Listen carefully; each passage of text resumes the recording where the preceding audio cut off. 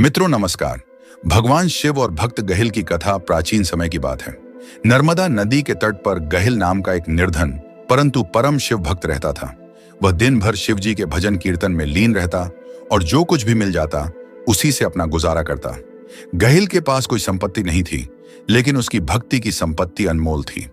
गहिल की भक्ति और परीक्षा गहिल प्रतिदिन सुबह उठकर नदी में स्नान करता, पास के शिव मंदिर में जाकर बेलपत्र, जल और जो भी थोड़ा बहुत फल प्राप्त होते उनसे भगवान शिव की पूजा करता।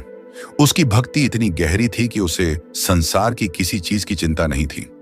एक दिन इंद्रदेव ने भगवान शिव से कहा, हे महादेव, आपकी भक्ति तो अनेक लोग करते हैं, लेकिन क्या गहिल जैसा निर्धन व्यक्ति भी सच्चा भक्त हो सकता है?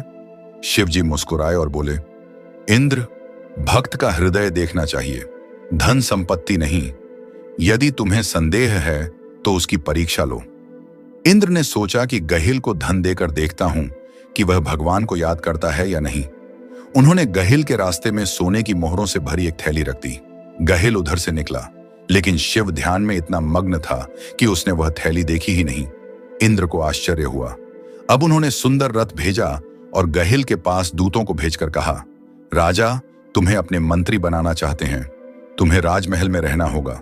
गहिल ने विनम्रता से कहा, मैं अपने शिव की सेवा में ही आनंदित हूं, मेरे लिए राजमहल का कोई मूल्य नहीं।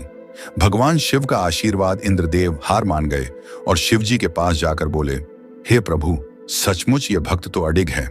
शिव जी स्वयं गहिल के सामने प्रकट हुए और बोले, वत्स, मैं तुम्हारी भक्ति से प्रसन्न हूं, कोई वरदान मांगो।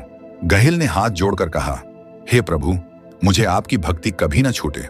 भगवान शिव ने आशीर्वाद दिया, तथास्तु, आज से तुम अमृतत्व प्राप्त करोगे और सदैव मेरे चरणों में निवास करोगे। गहिल भगवान शिव के चरणों में गिर पड़ा और उनकी कृपा से मोक्ष को प्राप्त हुआ।